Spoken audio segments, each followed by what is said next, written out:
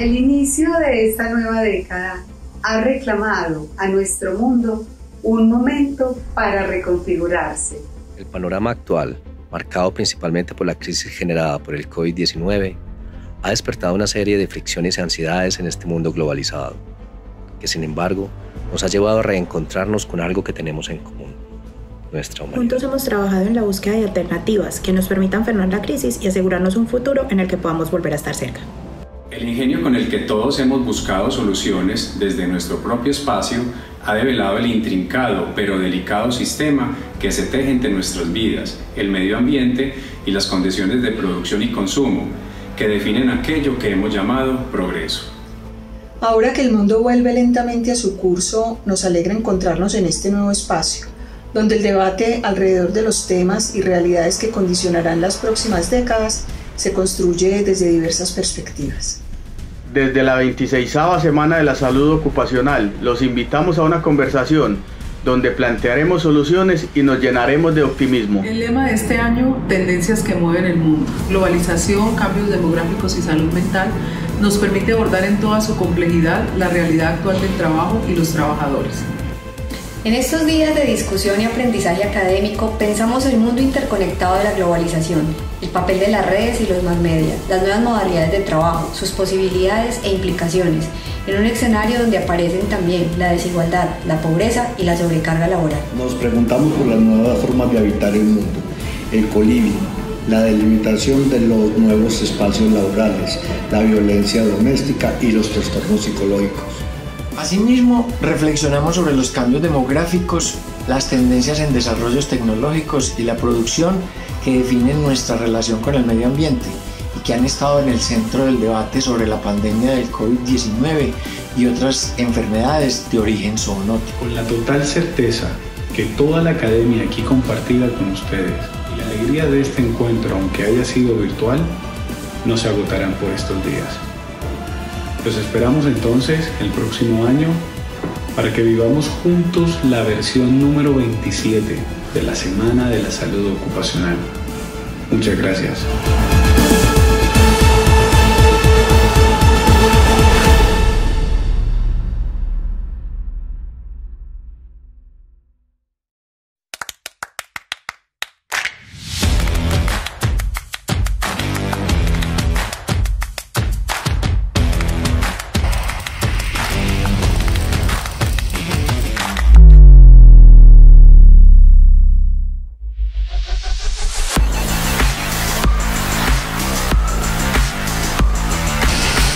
Muy bien, has extinguido el fuego exitosamente.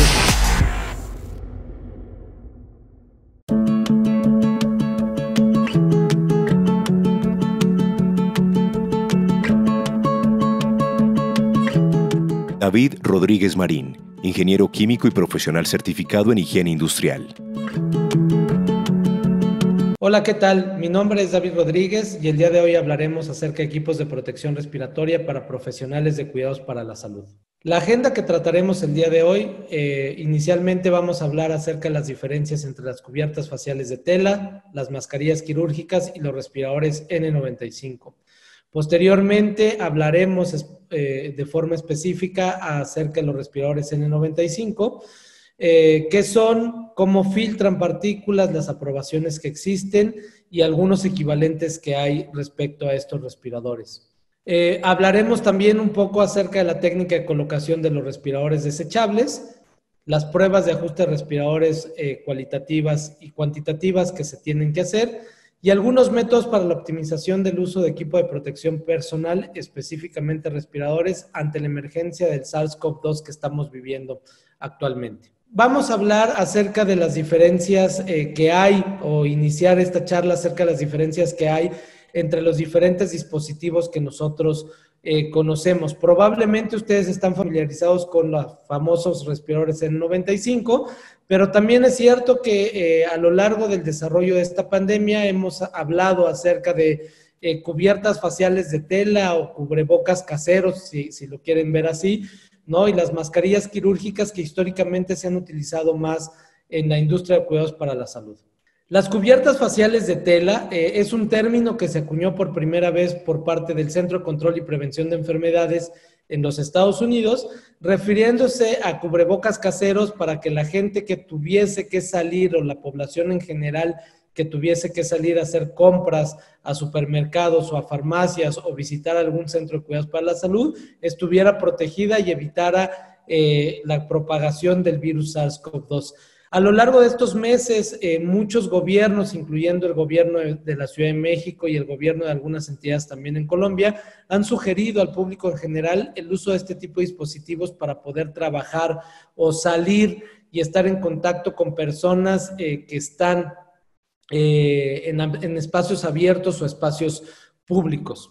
Este término, como les decía, se utilizó por primera vez por el CDC, o el Centro de Control y Prevención de Enfermedades de los Estados Unidos, a principios de abril de este año. Se pidió a la población en general utilizar estas cubiertas faciales de tela para cualquier actividad de abastecimiento de compras o la parte de visita a farmacias o centros de cuidados para la salud. Y esto lo hizo básicamente por la falta de mascarillas quirúrgicas y respiradores N95 para el público en general, ¿no? De tal forma que el CDC publica instrucciones en su misma página de internet, que ustedes tienen el link en la parte de abajo, para que ustedes mismos puedan hacer uso, puedan fabricar sus propios cubrebocas caseros o sus propias cubiertas faciales de tela. Las cubiertas faciales de tela, como les decía, vienen con tutoriales, ya sea video o materiales explicativos, de cómo hacer de una forma rápida y sencilla sus propios cubrebocas. Los siguientes slides muestran algunos ejemplos de este tipo de dispositivos, ¿no? Y la información que viene disponible nuevamente en la página en español del Centro de Control y Prevención de Enfermedades. Toda la información viene en español y te dice más o menos cómo hacer tus propios cubrebocas caseros o por tus propias cubiertas faciales de tela a través de un tutorial o una herramienta visual como un video. Te permite entender la forma en cómo lo debes de hacer de diferentes maneras o con diferentes materiales que tú puedes llegar a tener dentro de tu hogar.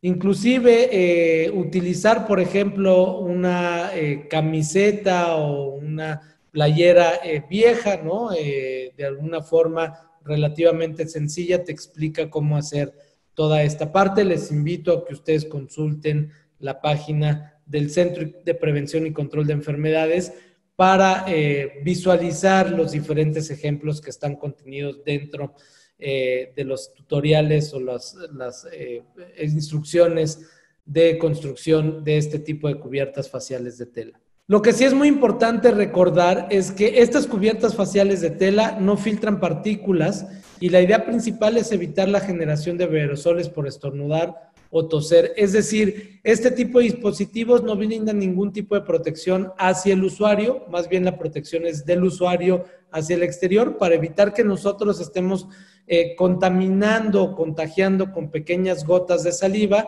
a las personas que están alrededor de nosotros. Creo yo que es muy importante tener cuidado excesivo en la manipulación, muy importante para seguir las recomendaciones por parte de las autoridades sanitarias en cada uno de nuestros países, es el lavado de manos y la sanitización antes y después de la colocación o antes y después del retiro de estas cubiertas faciales. Recuerden que una forma muy sencilla de contagiarnos es llevar las manos al rostro y es importante considerar el lavado antes y después de la colocación o antes y después de retirar la cubierta facial de tela en nuestro rostro. También es muy importante considerar el lavado diario de esta cubierta facial, ¿no? Y esto es algo muy similar a la ropa interior, yo les diría, ¿no? Es importante que tomemos conciencia de que este tipo de dispositivos se tienen que lavar fácilmente porque a lo largo del tiempo pueden irse depositando partículas que pudiesen llegar a estar contaminadas en ella y entonces es importante nosotros tomar en consideración el lavado diario de este tipo de dispositivos. También es importante evitar la manipulación de las cubiertas faciales de otras personas y nuevamente evitar tocar el rostro cuando estamos utilizando este tipo de dispositivos. Recuerden que este tipo de dispositivos no brindan ninguna protección respiratoria y no cumplen con ningún tipo de normativa referente a la protección. Simplemente son medios que evitan que nosotros podamos contaminar a las personas que están a nuestro alrededor. Hay muchos dispositivos o muchos tipos de cubiertas faciales de tela, ¿no? Algunos los venden, algunos los podemos fabricar ahí, pero es importante nuevamente que ustedes recuerden evitar tocar el rostro de los usuarios. Y se los comento porque en diapositiva, la última imagen del lado derecho muestra a un alto funcionario del gobierno en México, ¿no? Que durante una entrevista se tocó más de 20 veces la cara y la entrevista duró prácticamente un par de minutos. Entonces, es muy importante que ustedes tomen en consideración evitar tocar el rostro durante la manipulación o el uso de estas cubiertas faciales de tela. Los otros dispositivos que existen y que han existido históricamente en cualquier sitio de cuidados para la salud se conocen como mascarillas quirúrgicas. Las mascarillas quirúrgicas es una barrera física finalmente que ayuda a proteger al usuario contra cualquier riesgo de salpicadura de algunos fluidos corporales. Su uso se ha estandarizado prácticamente en cualquier sitio de cuidados para la salud, ¿no? Y estos dispositivos limitan la propagación de secreciones respiratorias infecciosas al medio ambiente. Es decir, es una barrera que al mismo tiempo protege al usuario, pero también protege al medio ambiente de que el usuario genere estas pequeñas secreciones respiratorias. Sin embargo, es importante hacer notar que este tipo de mascarillas quirúrgicas no brindan ningún tipo de protección respiratoria al usuario. Y esto se debe a que este tipo de respiradores no están diseñados para evitar la inhalación de pequeños contaminantes por el aire. También es importante hacer notar que estas mascarillas quirúrgicas tienen espacios abiertos entre sí, es decir, no generan un sello hermético en el rostro del usuario y es posible que algunos contaminantes se puedan filtrar a través de ellos. Es importante hacer notar que estas mascarillas quirúrgicas tienen una capacidad muy limitada para filtrar partículas muy pequeñas y dependen básicamente del material que utilizamos nosotros para proteger, para fabricar este tipo de mascarillas quirúrgicas. Entonces, recuerden que no es un método efectivo para proteger las vías respiratorias de las personas. En los Estados Unidos de Norteamérica, la Administración Federal de Alimentos y Medicamentos es quien regula este tipo de dispositivos o este tipo de mascarillas quirúrgicas y basan su desempeño en 4 puntos en particular: resistencia a fluidos, eficiencia de filtración bacteriana, inflamabilidad y biocompatibilidad. La resistencia a fluidos es una prueba que se hace básicamente con sangre sintética y se verifica que el material con el cual se construye la mascarilla quirúrgica no absorba este tipo de materiales. La inflamabilidad y biocompatibilidad son pruebas adicionales que se hacen, una para ver que el material no se queme y la otra para ver que el material no genere ningún tipo de reacción adversa a la salud de la persona cuando se está utilizando de forma adecuada. La eficiencia de filtración bacteriana es una prueba que se realiza a los materiales de filtración y a dispositivos que están diseñados para brindar protección contra aerosoles biológicos. Hay algunas normas en los Estados Unidos, la norma que se utiliza es la ASTM F2100 y en Europa la EN 14683 y lo que se hace en esta prueba es utilizar un impactador de cascada para utilizar un fluido en forma de aerosol que se genera a 3 micras aproximadamente y se mide el paso de ese aerosol o ese aerosol líquido a través del medio filtrante. Recuerden este número 3 micras, que es un número bastante grande, pero es importante porque a veces confundimos la eficiencia de filtración bacteriana de las mascarillas quirúrgicas con la eficiencia de filtración de los respiradores. La eficiencia de filtración bacteriana, de acuerdo a la norma ASTM F2100, tiene 3 niveles, ¿no? Lo que se busca en el nivel 1 es que tenga una eficiencia mínima del 95%, y lo que se busca en los niveles 2 y 3 es que tenga una eficiencia mínima del 98%. Nuevamente, ustedes pueden ver esta tabla del laboratorio Nelson Labs, en donde hace una comparación entre el estándar de los Estados Unidos y el estándar europeo, ¿no? Son básicamente las mismas clasificaciones, sin embargo, es importante hacer notar que la eficiencia de filtración bacteriana de las mascarillas quirúrgicas se hace con un aerosol que mide 3 micras en tamaño. Hablando de respiradores o equipo de protección respiratoria, una norma en México, que es la norma oficial mexicana 116 de la Secretaría del Trabajo y Previsión Social en su versión 2009, define un equipo de protección respiratoria como un equipo de protección personal de presión positiva o negativa que purifica o suministra aire y que tiene como objetivo proteger las vías respiratorias del usuario contra contaminantes que se encuentran dispersos en el medio ambiente laboral. Es decir, un respirador lo que trata de hacer es proteger las vías respiratorias de contaminantes que tenemos dispersos en el medio ambiente y que pueden entrar de alguna u otra manera al sistema respiratorio del usuario. Tenemos diferentes tipos de equipo de protección respiratoria. Tenemos respiradores desechables, que son los más comunes, probablemente los más utilizados, también conocidos como respiradores libres de mantenimiento o piezas faciales filtrantes, ¿no? También se les conoce así, que son, o su idea inicial es utilizar una pieza facial y desecharla después del uso.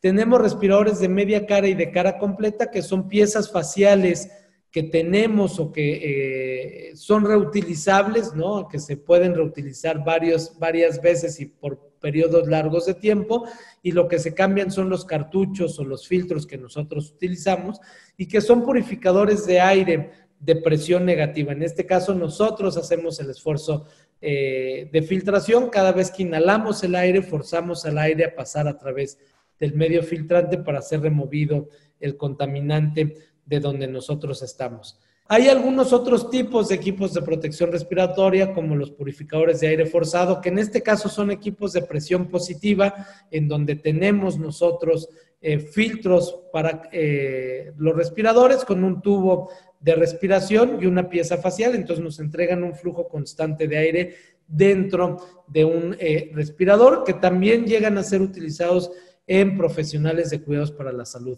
Lo que es importante es saber cómo funcionan los respiradores para partículas.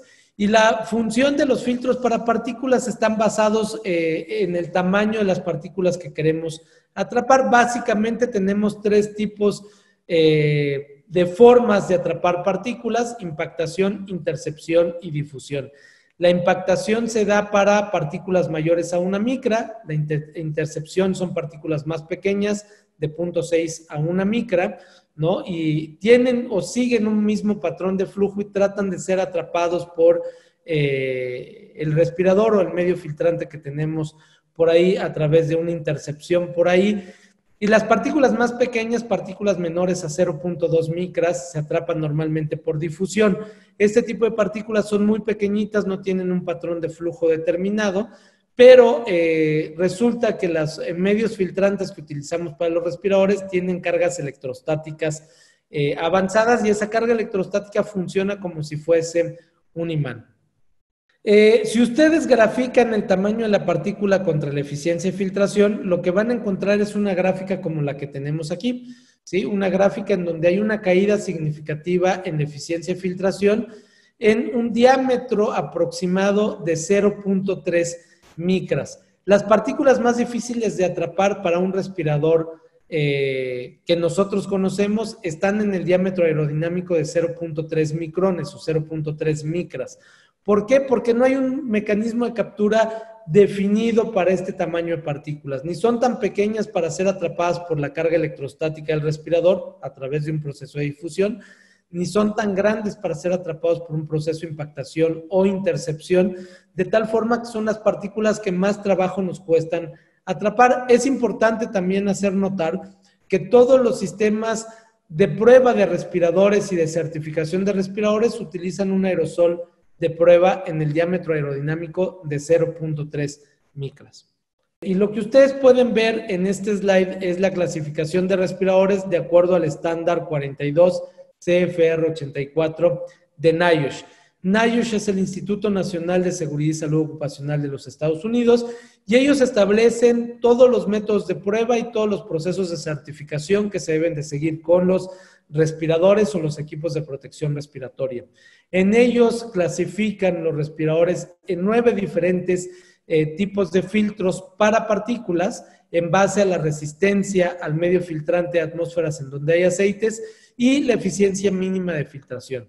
De tal forma que tenemos 3 diferentes tipos de filtros, N, R y P. N no resisten aceites, R resisten de forma parcial aceites y P, son respiradores a prueba de aceites, y la eficiencia mínima de filtración del 99 y 99.97% o 100% de eficiencia. Si ustedes hacen un cruce en una matriz de estas 3 clases de filtro y 3 eficiencias mínimas de filtración, vamos a tener los diferentes tipos de respiradores que nosotros conocemos. N95, N99 y N100, R95, R99 y R100, P95, P99 y P100. De tal forma que un respirador N95 es un respirador que no resiste atmósferas en donde hay aceites y tiene una eficiencia mínima de filtración del 95%.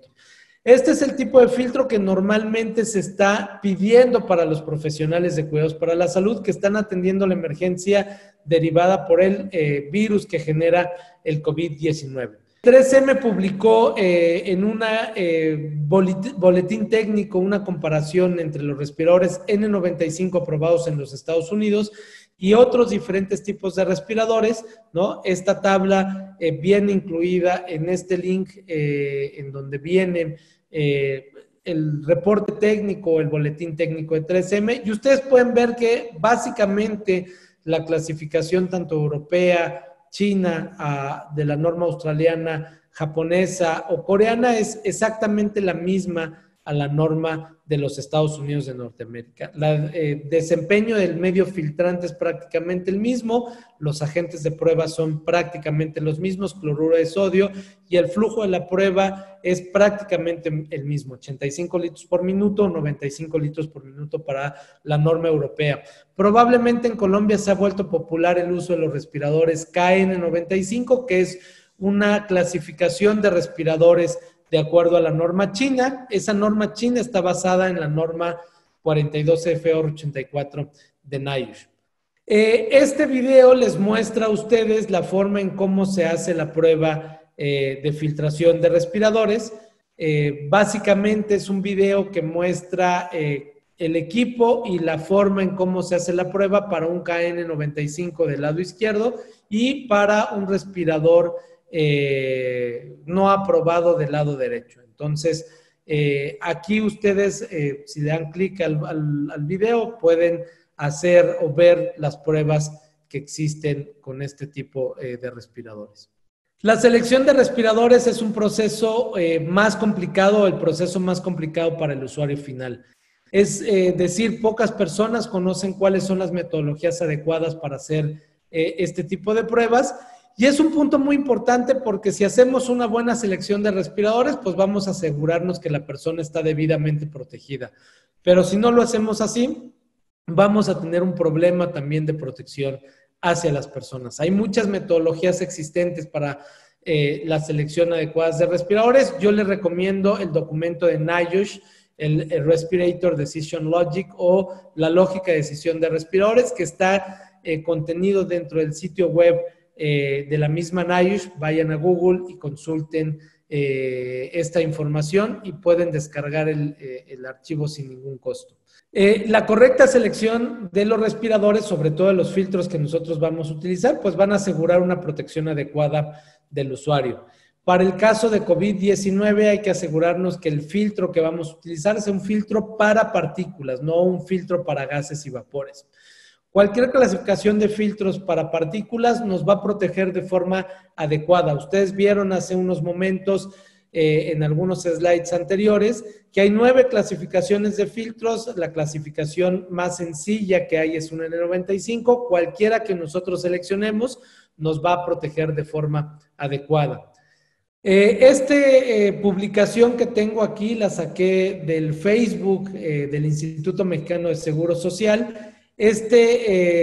Publicación muestra apoyo hacia los diferentes profesionales de cuidados para la salud que están atendiendo el virus o la pandemia SARS-CoV-2, y me llamó la atención porque del lado o en la fotografía de abajo ustedes pueden ver a una persona saludando que tiene un respirador de cara completa con filtros para gases y vapores. Este tipo de cartuchos o filtros no brindan ningún tipo de protección contra partículas y la persona está sin ningún tipo de protección. De tal forma que ustedes tienen que asegurarse que el filtro que están seleccionando sea un filtro con la clasificación que anteriormente vimos, NROP 95, 99 o 100. Un N95, un N99 o un N100 o un P100. Los fabricantes, como ustedes pueden ver en este slide, están publicando diferente información para que ustedes la puedan consultar respecto a los tipos de filtros para partículas y las opciones que tienen disponibles. El procedimiento de colocación de los respiradores N95 es muy importante. Aquí vemos un procedimiento de colocación por parte de Moldex, ¿no? Todos los fabricantes igualmente tienen guías, documentos y videos que les enseñan cómo colocarse los respiradores de forma adecuada. Síganlos y tomen estos entrenamientos para que ustedes aseguren una protección adecuada. Antes de utilizar un respirador, debemos estar entrenados debidamente para ello y realizar una prueba de ajuste. El respirador normalmente es un respirador desechable, sin embargo, hay ciertas consideraciones que podemos tomar en cuenta en estos momentos ante la pandemia del SARS-CoV-2.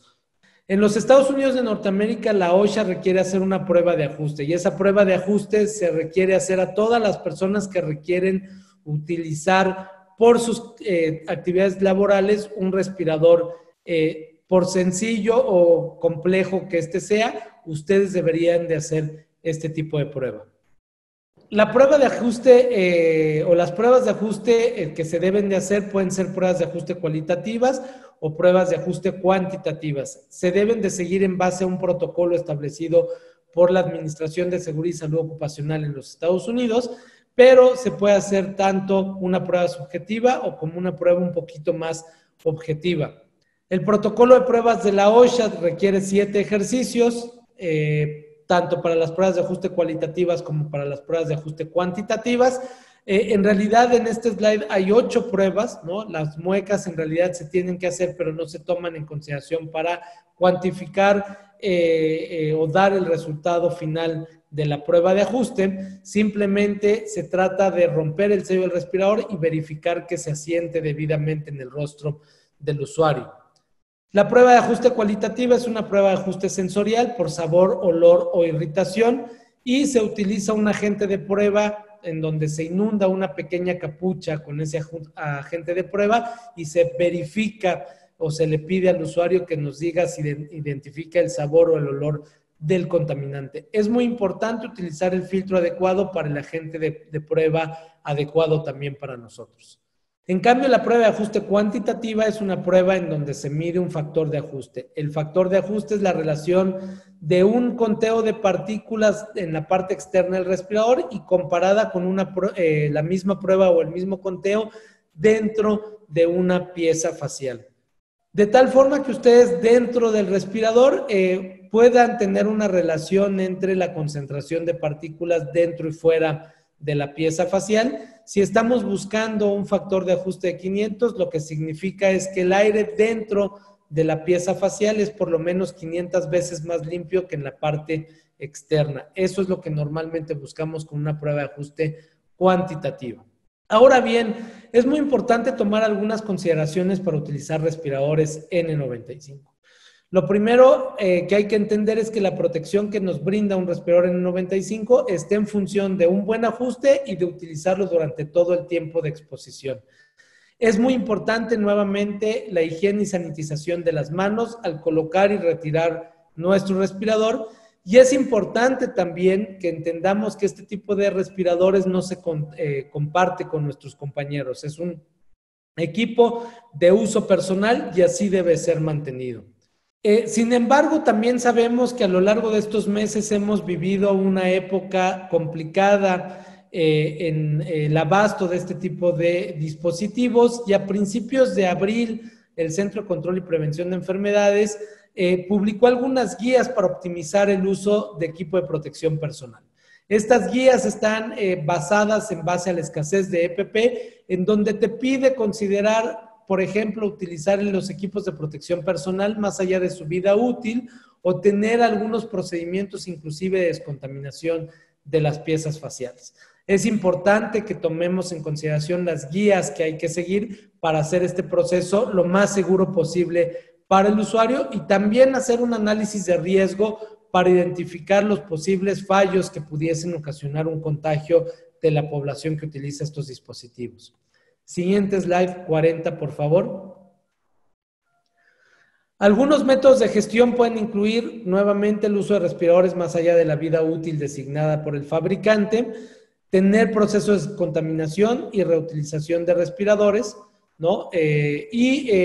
La CDC pone, por ejemplo, el uso de 5 respiradores por persona, numerándolos del 1 al 5 y guardándolos después de su uso en una bolsa de papel. Entonces, la idea es que tú vayas utilizando un respirador por día y lo vayas guardando en la bolsa de papel. En teoría, después de 72 horas, el virus pierde viabilidad en la pieza facial, y eso hace que puedas, después de 5 días, volver a utilizar de una manera más segura este tipo de respiradores. La descontaminación de respiradores ha sido un tema muy controversial. Definitivamente ningún fabricante de respiradores recomienda la descontaminación de respiradores desechables.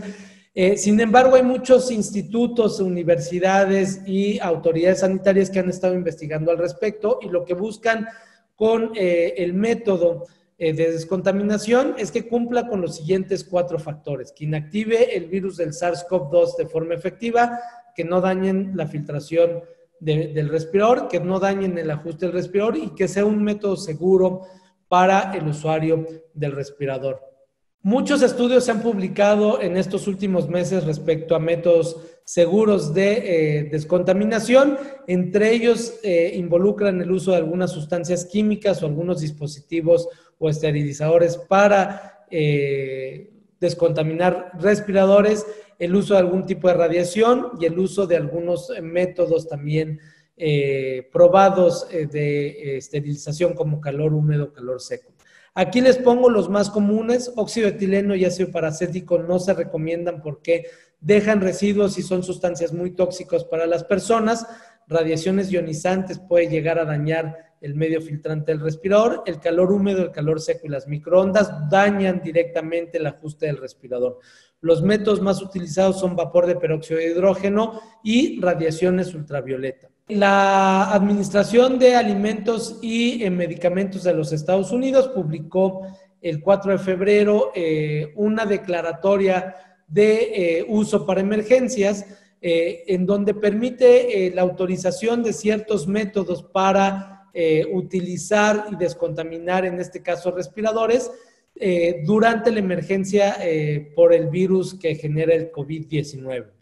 Estos métodos están o deben de ser seguidos por los fabricantes y por los usuarios de acuerdo a las guías que establece la misma FDA.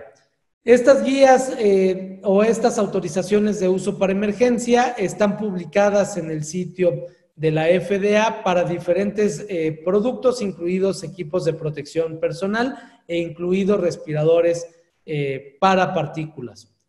Lo que publica la FDA en su sitio internet son una carta de autorización de uso para emergencias y una guía